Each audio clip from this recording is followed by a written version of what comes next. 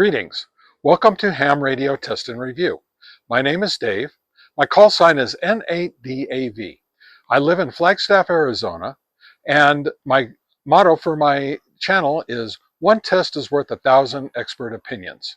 Today, we're going to be testing and reviewing a Baofeng UV-32. Not the DM version, not the digital or DMR version. I don't do digital. So I'll be right back and we'll start right off with the specifications. Right, before we get into the specifications, I just wanted to show you the radio. This thing is honking. It's huge. Very, very big. I got big hands and this thing is much bigger than my hands are. So it's got a very, very stiff rubber antenna, and it's a no-name brand. I don't know anything about it other than the fact that it comes stock with the UV-32. It has a huge battery. It comes all the way down here and then all the way up the back. The thing is very heavy. All right. So when I come right back, we'll start with the specifications. As always, or almost always, with any Baofeng or cheap Chinese radio that I review, the specifications in different locations are very different. So in this particular case, I'll tell you which specifications where I got them from, whether they're from the manual or from the website or from an advertisement on Amazon. So here's what we got. This is a dual band transceiver. Now this is from the instruction booklet that comes with it. Power is rated at 10 watts. It has Bluetooth app programming, multi-band wireless copy, and Type-C charging for the battery. The radio, if you take the battery off the back, the label verifies that it's a model UV-32, but it shows that it's a tri-band radio. And we'll find out later on if it really is a tri-band, meaning will it actually transmit on the 1.25 meter band. And I'll let you know a little bit later in the video. The battery is a 2,500 milliamp hour or 18.5 watt hour. The battery does have a hold down screw in the bottom. I don't know if you can see it or not, if it's going to show up on this video or not, but you can see it. It does come with a cradle charger. Now the cradle charger has a USB-C jack on it, and it comes with a wall wart with a permanently attached cable with a USB-C plug on it. So you can either plug it into the cradle and then put your UV-32 into the cradle, or you can plug it into the back with this USB-C jack. Okay, so you can, if you want to have two batteries, you can charge one up and have the other one in the radio. Now, it does not come with a cable to charge the battery with. In other words, I have a battery box that I use to charge all my batteries. It requires either a USB-A to USB-C or a USB-C to USB-C cable. Nothing like that came with the radio. So if you want to charge it with something other than the wall wart or cradle that comes with the radio, you're going to have to provide that yourself.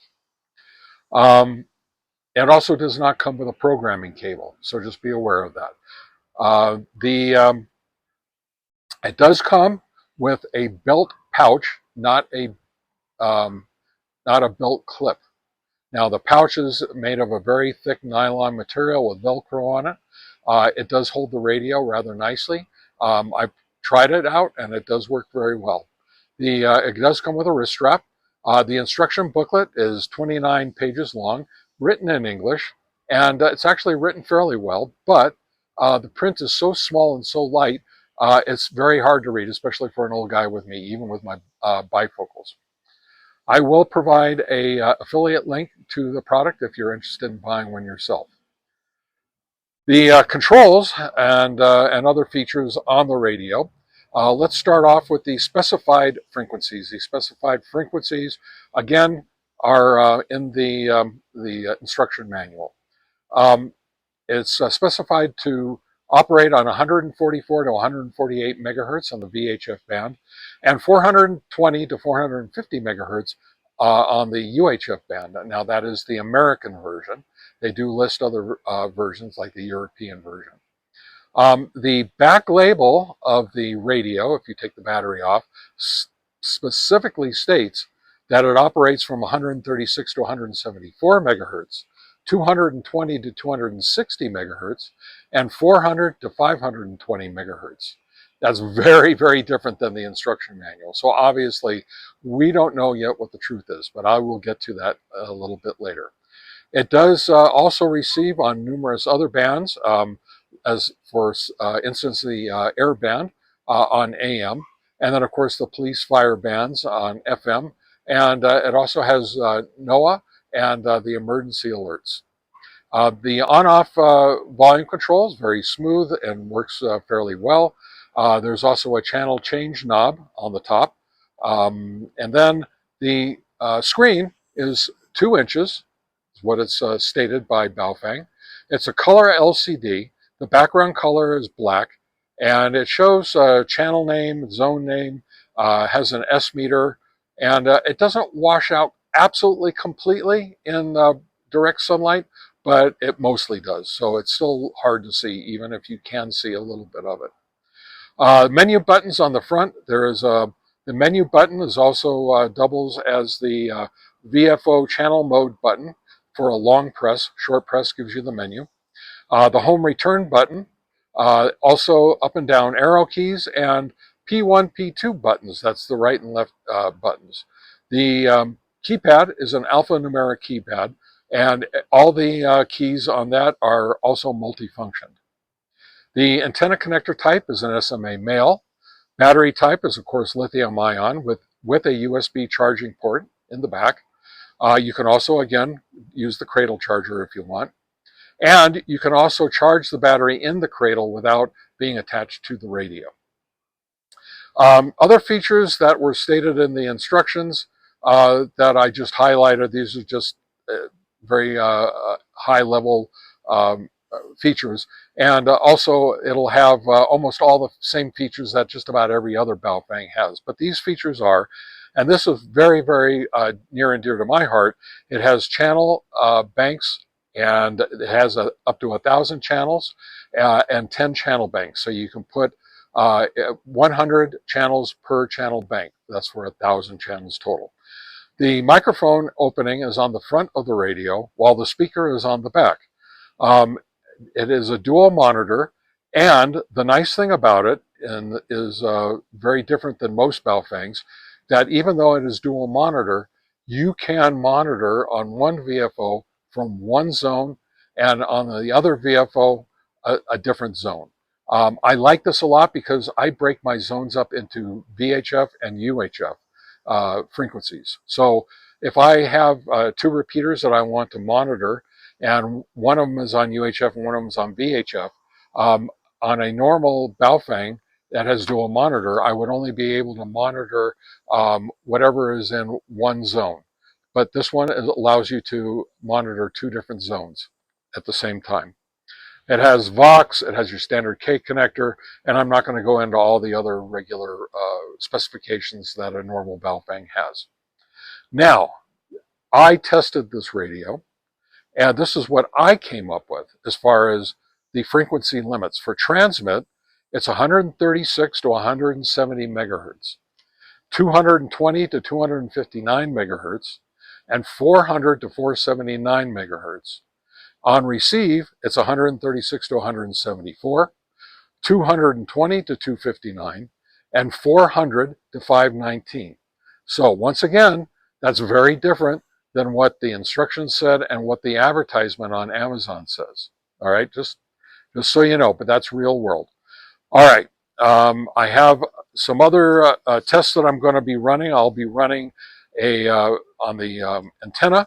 I'll be running the my basic SWR tests for VHF, UHF, and GMRS. I might even try running a test on the 1.25 meter band, just for fun. The antenna is specified only as a dual band for the 2 meter and 70 centimeter bands. The programming for the front controls It's very, very easy. This was one of the easiest radios I've ever had to program from the front panel. One of the reasons is the buttons are very large. I have large fingers, so therefore it makes it hard on me sometimes when the buttons are small to not do a double press or not even press something at all. So we have that. Um, so that's a big thing for me, by the way. And so is the screen. The screen is very nice. The information it provides is also very nice. Um, so my first impressions and my general impressions are this. I love the way this radio looks. This is something that I bought almost specifically because of the way it looks and it's because how big it is.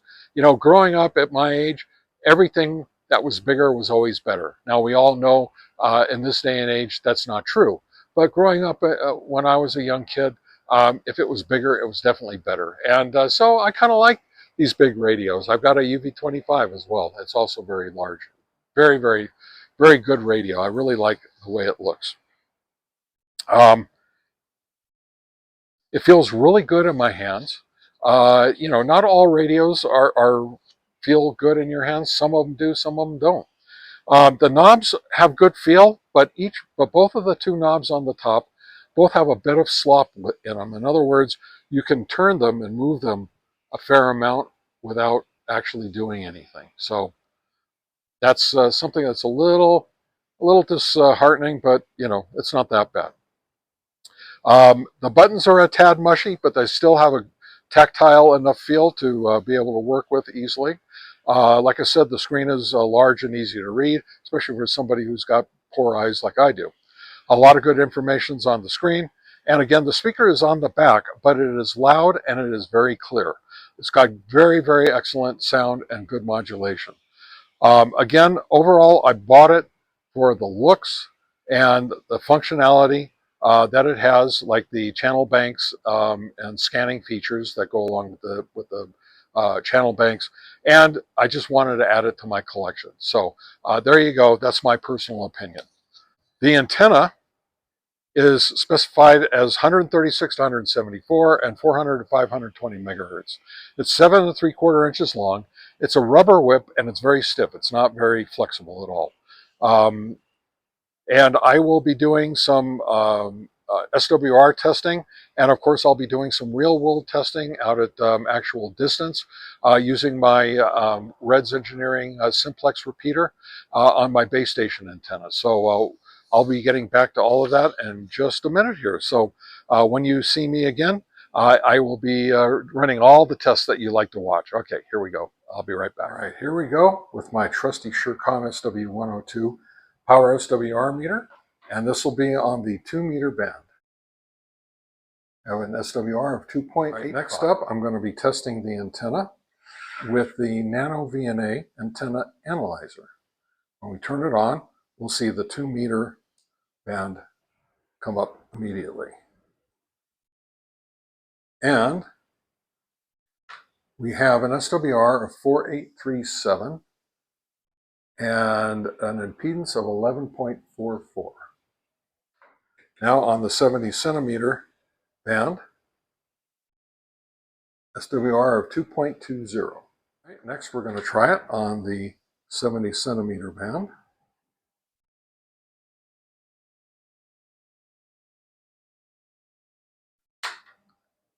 And we get an SWR. And we've got to do this at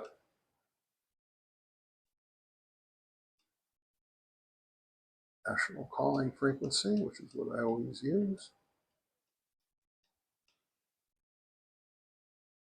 That's 2.01 with an impedance of 100.5 ohms. Now on the GMRS band, channel 16, SWR of 2.25. Next we will test on the GMRS band.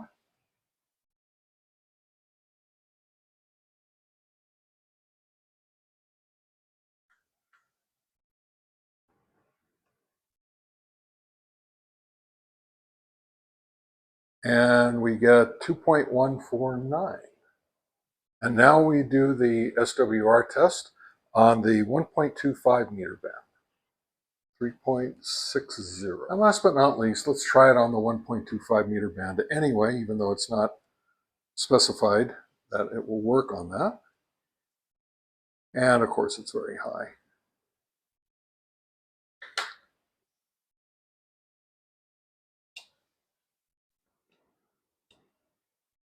At 5.197.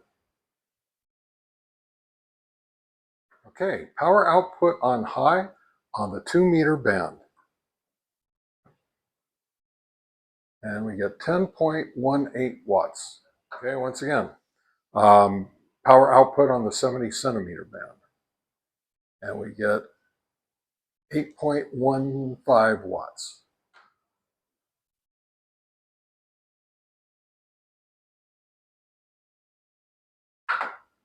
All right, just because we can, I'm going to do power output on the 1.25 meter band. That is 5.73 watts, which is actually quite good for a radio that's not supposed to transmit on this band. All right, I'm out here at my favorite park, Fox Glen Park in Flagstaff, Arizona. And right now I'm going to be testing the Baofeng UV-32 with its stock antenna to see if it can hit my repeater and how well or how bad it does it. Now, this is between probably approximately 2.8 miles and with a few obstructions, mostly trees. And we'll see how well it gets out. I've had some difficulty with some radios with certain antennas getting out to my repeater and coming back. So let's see how it works. WSBX 662, testing 1, 2, 3, 4. WSBX 662, testing 1, 2, 3, 4. Wow, that was pretty clear. Let's try it again. I just want to see it again. WSBX testing 1, 2, 3, 4. WSBX testing 1, 2, 3, 4. Oh, I didn't do my entire call sign. I guess I'm getting old. Anyway, that worked pretty well, and that's with the stock antenna. All right, next time you see me, I'll be in my shack out in my back patio, and I'll give you my final thoughts on this radio. Okay, what did we learn from all of our testing and analyzation that we've made today? Well, what we found out was that the radio is actually a pretty terrific radio. It's got great sound, it's very loud, it's got good modulation, and it gets out really well. It came all the way to my repeater and back with very little static. It was probably the best test I've done so far since I moved here to Flagstaff. And but the antenna that it comes with is highly compromised and not very good, in my opinion.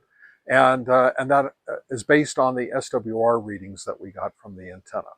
So what are we going, let's go over some of the things that we did learn. The power for the radio on 2 meter was just over 10. The power on 70 centimeter was just over 8. The power for GMRS was 7.5. And the power on the 1.25 meter band was almost 6. Those are pretty good numbers for an HT. We did also learn that if you're going to use chirp, that you need to use the setting for the UV-17 Pro GPS radio, which means to me that they're very, very similar. And so they actually do work very similarly. And but I find I like this large size radio. It's got a big screen. It's got big buttons, and the thing just works really well. It's very simple and easy to program. So I really kind of like this radio a lot. It's one of my favorites, even though I don't use it all that often because it's so big and heavy. But it sits out all the time on my desk, and you know, it's just there all the time because I just like the size. And it looks like one of those Motorola APX radios, which is really kind of cool in my opinion. SWR on the antenna was a little worrisome to me, and I'll explain why. The power SWR meter, I got 2.85, just under 3. And yet the nano VNA, I got just under 5. That is way too far apart for me to be comfortable with. So I went back and I recalibrated my nano VNA. And guess what? I got the same readings. So nothing was wrong with the nano VNA. Now, is there something wrong with power SWR meter? Possibly, except on 70 centimeter and on GMRS, I got some very close readings between the two meters. So, what do you say here? Yeah, I don't know. I really don't know. The Nano VNA backed up the power SWR meter on the 70 centimeter and the GMRS, and it was a little tad bit farther apart than I like on the 1.25 meter. But once again, there's nothing that's specified on any instructions or advertisement. This was a tri-band radio, even though it does transmit and transmit very well on tri-band, on the 1.25 meter band. So anyway, would I buy another one of these radios? If I were to find a use for it and decided that it would be perfect for some use that I have for it, I would buy another one in a heartbeat. It's a great radio. It feels very good in the hand. It's solid. It transmits well. It gets out well. The quality of the modulation and the sound is excellent. I can't say enough good things about the radio. So, would I put a better antenna on it? Absolutely. I would put one of my signal sticks or a better rubber whip antenna on there. So anyway, other than that, I think we're looking at a really nice radio here. I mean, I think it works really well. The firmware, as far as I know of, is not able to be updated. So there's that possibility that if I found something in the firmware, which I haven't yet, but if I find something that, it may not get fixed, which is one of the complaints I have against Baofeng. But anyway, whatever. That's something that you deal with when you buy a Baofeng. Right now, I think they're on sale on Amazon for $36, $37. I have an affiliate link in the description in this video, so you can buy it at that price. And, I get a few cents out of it. It would be appreciated if you decide you want one of these. And like I said, it's got all the features that I really like. I like the color screen. I like the USB-C charging on the battery. I like the channels and zones, and then of course that also ups your game on the scanning. And in particular, I like the fact that you can dual monitor on the two different VFOs on two different zones. That's just, to me, that's a real big thing for me, because that's what I use it for that quite often. So anyway, that's about it. I think that this is a great radio, and that if you want to buy one, I don't think you'll be disappointed. So this is Dave. My call sign is NADAV. This is my channel, Ham Radio Test and Review. I hope you enjoyed this video. If you do, you like my content, please subscribe if you haven't already done so. And please click on the bell icon so you get notifications of all my content every time I put it out. I would really appreciate that. Anyway, I'm saying 73 to you, and so long.